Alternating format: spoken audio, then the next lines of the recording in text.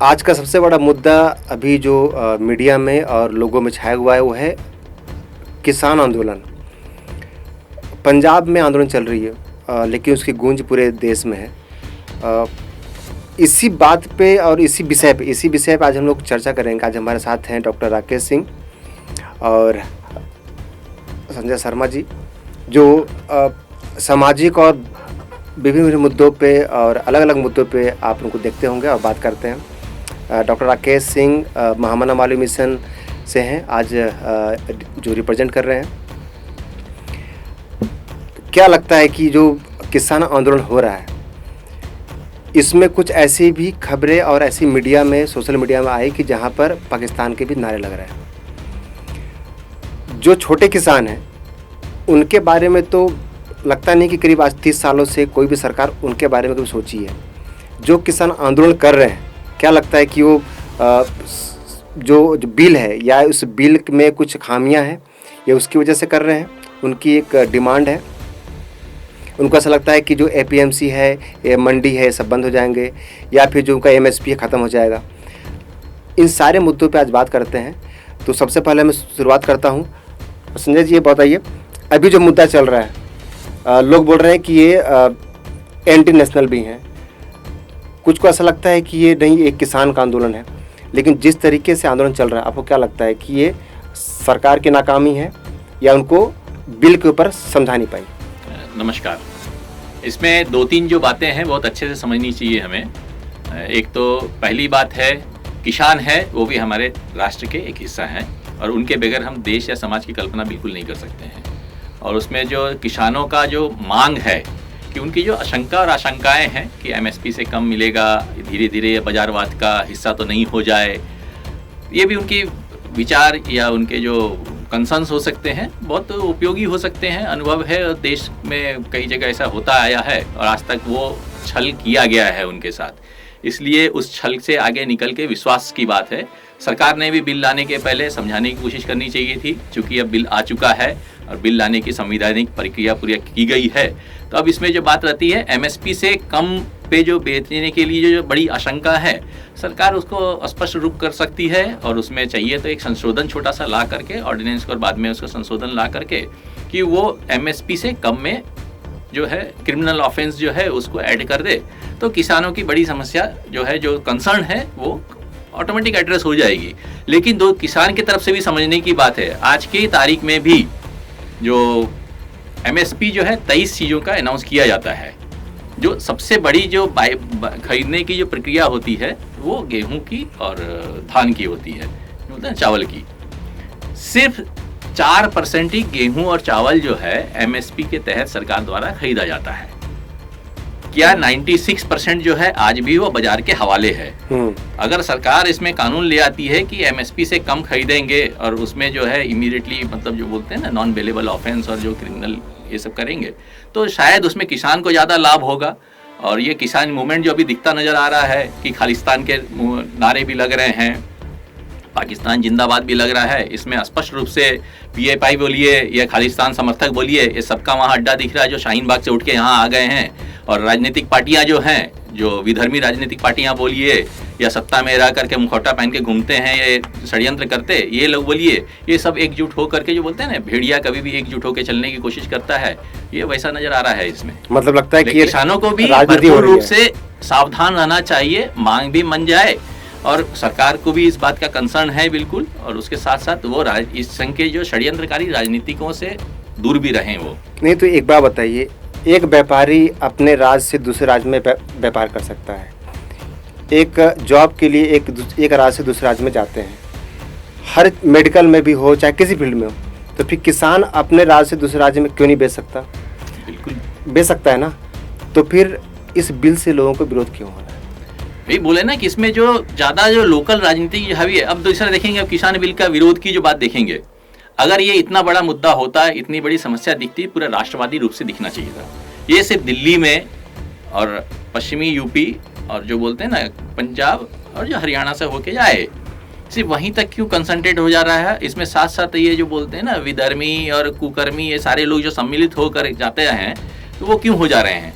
और किसान, छोटे किसानों के बारे में हमें अवश्य सोचना चाहिए। उनके, किसान के बगैर में किसी भी समाज की कल्पना नहीं हो सकती है। और सरकार को भी इसमें उनकी जो शंकाएं हैं उसको व्यापक रूप से सामने ला करके समाधान करना चाहिए। जो सबसे बड़ा समाधान दिख रहा है इसमें कि एमएसपी से कम कोई भी खरीद बिक्री होगी वो क्रिमिनल ऑफेंस में इनको लेना शुरू कर तो दें। आपको क्या लगता है कि आप भी चाहते हैं कि ऐसा हो, ये अमेंडमेंट हो?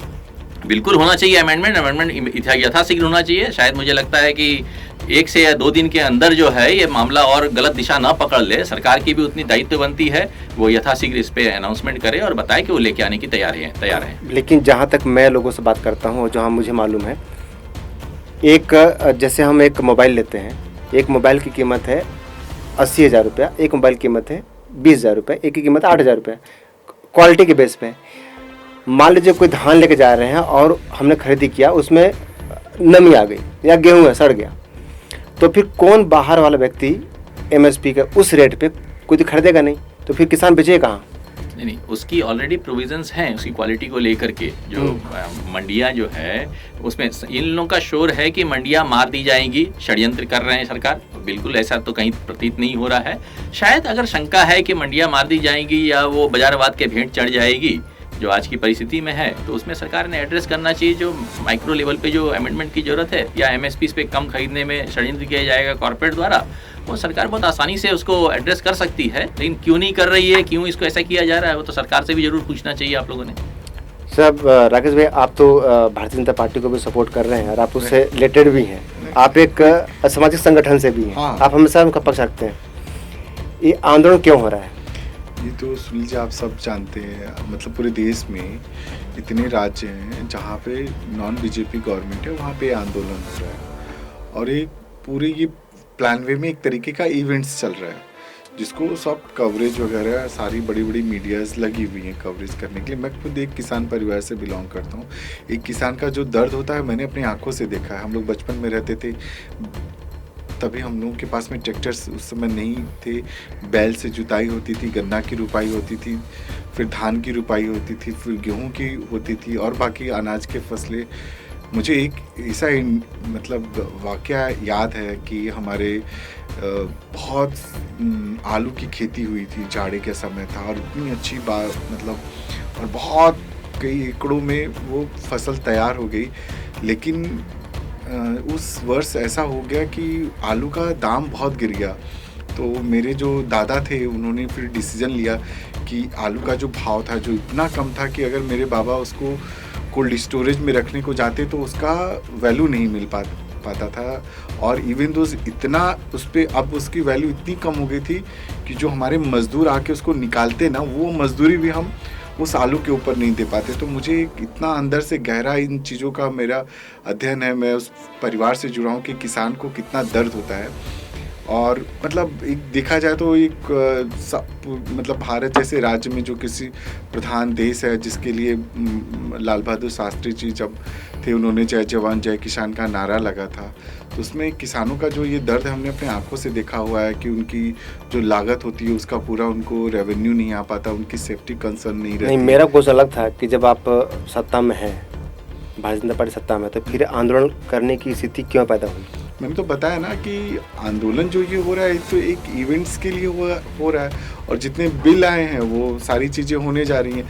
अभी तो हम ये मतलब हमारे पार्टी में बहुत सारे कार्यकर्ताओं में ये बातें चल रही हैं कि किसान को एक उद्योग का दर्जा दिया जाए, इसको एमएसएमई में डाला जाए, जो बेनिफिट व्यापारियों को होते हो किसानों को भी हो, तभी सारे किसान एक अच्छे से समाज के साथ जुड़ के काम कर सकते हैं। लेकिन जो खालिस्तान का जो नारा लगा रहे हैं, तो मैं कह रहा हूं, जो देश विरोधी नारा लगा रहे हैं, तो वो अंदर क्यों नहीं कर रहे हैं? फिर ये कैसे आप समझ रहे हैं? अभी अगर आप किसी को अंदर करते हैं तो ये होगा कि ये मोदी सरकार मार रही है, अभी इन लोगों के किसानों के विपक्ष मतलब किसान के विरोधी ये लोग काम कर रहे हैं।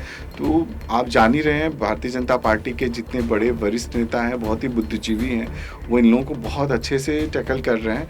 इनका जो भी उग्र प्रदर्शन है, जो जैसे शाहीन बाग ही चला, तो जब तक पैसे हैं तब तक चलेगा बिरयानी, फिर ख़त्म हो जाएगा, फिर सब वापस हो जाएंगे।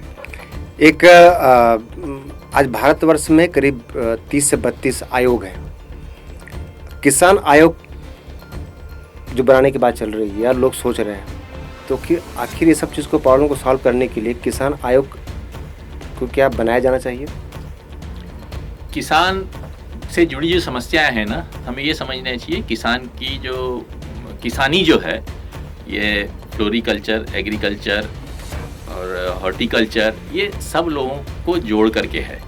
तो सबको जोड़ के आयोग बनाना मुझे लगता है ये अपने आप में बड़ा चैलेंज है, क्योंकि जो फ्रूट्स और ये जो फल वगैरह की जो खेती करते हैं वो उनका स्वभाव बिल्कुल अलग होता है, उनकी प्रकृति अलग होती, प्रकृति इन द सेंस कि उनको बड़ा करना, उसको बेचना, मैट्रिक्स, सोशल मैट्रिक्स बोलिए, जब आयोग बनेगा तो जो उनके एक्सपर्ट होंगे जो ग्राउंड लेवल पे हैं वो देख के और उनका पूरा चेक करेंगे। इन सबों को देख करके ही फिर आयोग बने। ये अफरा तफरी में जो बोलते हैं ना, हमारे हिंदुस्तान में क्या होता है ना कि आज आग लगी तो तुरंत कुआं खोद देते हैं, वो प्रक्रिया बिल्कुल नहीं हो, इसलिए मैं शब्द बताया करके, वो ऐसी व्यवस्था ना हो, व्यवस्था हो तो भी पूरी व्यवस्थित व्यवस्था हो। तो क्या लगता है कि कहीं ना कहीं सरकार फेल हुई इनको मनाने में? फेल की बात से ज्यादा मुझे लगता है सरकार अपनी बात कह नहीं पाई, समझा नहीं पाई, या समझाने का अपना मतलब जो प्रक्रिया होता है कि मैं कोई बात आपको समझा रहा हूँ, कोरोना संकट के कारण भी हो सकता है, और किसानों ने भी थोड़ी और धैर्यता से रख करके इसको आगे समझने की कोशिश करते, और इसी बीच में anti nationals, anti social elements घुस गई, इसके कारण ये ऐसी स्थिति हो गई।